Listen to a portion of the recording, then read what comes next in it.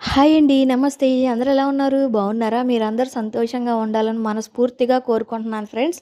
ఇగోండి ఇంక నా మార్నింగ్ వ్లాగ్ మొదలైందనమాట కొత్త ఇంట్లో. ఇగోండి ఇంక పొద్దున్నే వాకిలి అది కడుక్కొని శుభ్రంగా ముగ్గు వేసుకున్నాననమాట.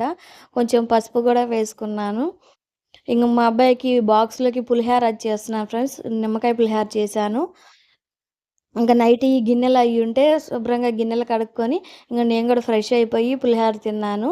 ఇంక మధ్యాహ్నానికి వంకాయ, ములక్కాయ 4 వంకాయలు, ఒక ములక్కాయ ఉంది ఫ్రెండ్స్. ఇంక అందుకని వంకాయ, ములక్కాయ కర్రీ చేశాను. చాలా బావుందనమాట.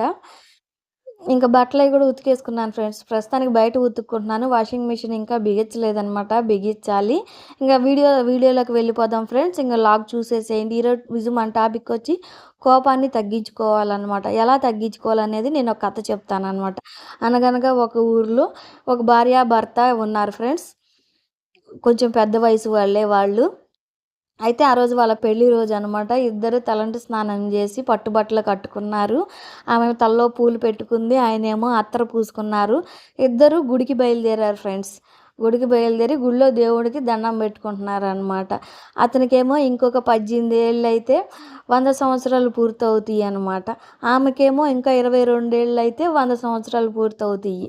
ఇంకా ఇద్దరికి దండం పెట్టుకొని కొబ్బరికాయ కొడుతుంటే దేవుడి దగ్గర కొబ్బరికాయ కొట్టిందామ పైకి లెగుస్తుంటే ఇంకా కళ్ళు తిరిగి పడిపోయిద్ది. పడిపోతే ఇంక ఆమెను తీసుకొని హాస్పిటల్‌కి వెళ్తారాయన. పెద్దాయన. హాస్పిటల్‌కి వెళ్తే ఇంక డాక్టర్ గారు అన్ని పరీక్షలు చేసి, ఆమె ఉన్నన్ని రోజులు జాగ్రత్తగా చూసుకోండి అని చెప్తారనమాట. ఇంకా ఆమె ఎంతో కాలం బతకదు కాబట్టి ఉన్నన్ని రోజులు జాగ్రత్తగా చూసుకోండి అని చెప్తారు. ఇంకా ఆమెను ఇంటికి తీసుకొస్తారనమాట. ఆయన అన్ని సపర్యలు చేస్తా ఉంటాడు ఆమెకి. జాగ్రత్తగా చూసుకుంటా ఉంటారనమాట. వాళ్ళిద్దరూ కలిసిమెలిసి ఎంతో ప్రేమ ఆప్యాయతలతో ఉంటారనమాట. అలాంటిది ఆమె ఆయన దగ్గర ఒక విషయాన్ని దాచిద్దనమాట.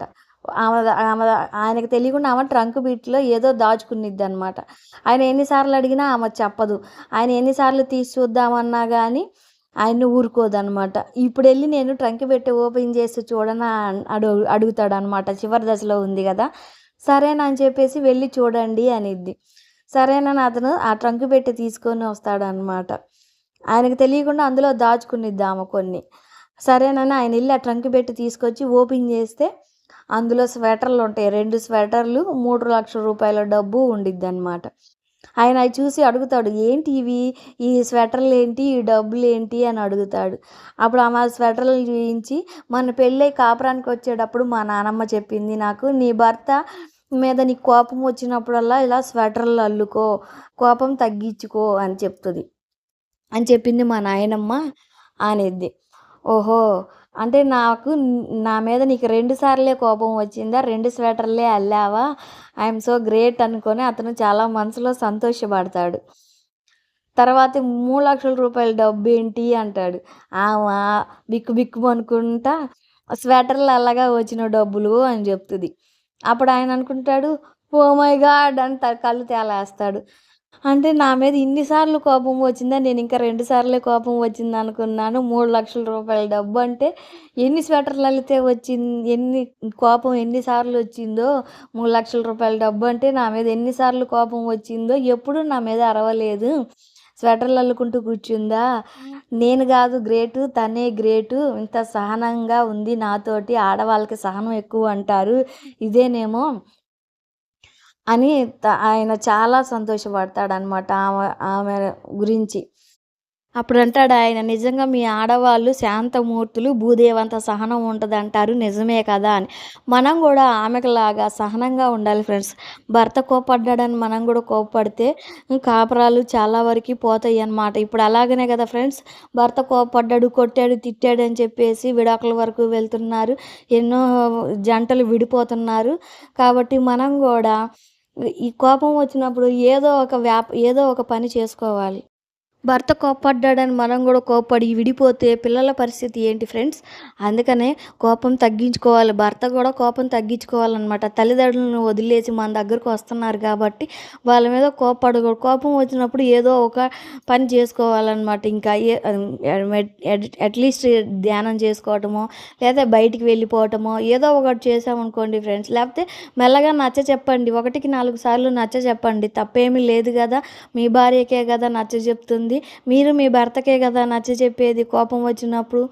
కాబట్టి కోపం వచ్చినప్పుడు ఇద్దరు గొడవ పడితే విడిపోయే ప్రమాదం ఉంది. ఇంక పెళ్ళికి అర్థం ఏముండిద్ది ఫ్రెండ్స్? మన పెద్దవాళ్ళు ఎంతో కష్టపడి పెళ్ళిళ్ళు జేస్తారు గదా! మనం విడిపోతే వాళ్ళు ఎంతో బాధపడతారు గాబట్టి, మనం జాగ్రత్తగా ఉండాలనమాట. ఒకళ్ళు తగ్గినంత మాత్రాన తప్పేమీ లేదు ఫ్రెండ్స్. నేనెందుకు తగ్గాలి? మీరే తగ్గాలి అని ఒకళ్ళనొకళ్ళు అనుకోగూడదనమాట. ఒకళ్ళు తగ్గినంత మాత్రాన నష్టమేముంది? మనం బయటోళ్ళ ముందు ఏం గాదు గదా ఫ్రెండ్స్ తగ్గుతుంది. మన భర్త ముందే గదా! మన భార్య దగ్గరే గదా తగ్గుతుంది. తప్పేముంది? ఒకళ్ళకొకళ్ళు సర్ది చెప్పుకుంటే మన పిల్లల కోసం, మన తల్లిదండ్రుల కోసం మనం తగ్గినంత మాత్రాన తప్పేమన్నా ఉందా చెప్పండి? అందుకే ఒకళ్ళకొకళ్ళు సహనంగా ఒకళ్ళకొకళ్ళు చెప్పుకొని ఉండాలనమాట. అప్పుడే భార్యాభర్తలు జీవితం సజావుగా సాగుతది. ఇదివరకటి రోజుల్లో వాళ్ళు ఎంత ప్రశాంతంగా ఉండేవాళ్ళు ఫ్రెండ్స్. ఇలా గొడవ పడేవాళ్ళా? ఒకళ్ళకొకళ్ళు నచ్చజెప్పుకునేవాళ్ళు. నచ్చజెప్పుకొని బతికితే తప్పేమీ లేదు ఫ్రెండ్స్. ఇగోండి ఇంక నేను బట్టలు గూడా ఉతికి ఆరేసుకున్నాను ఫ్రెండ్స్. ఇంతే ఫ్రెండ్స్ ఈరోజు vlog. Keep watching. Take care. Bye. మరో వీడియోతో మళ్ళీ మీ ముందుకొస్తాను. లైక్ ఇవ్వండి ఫ్రెండ్స్.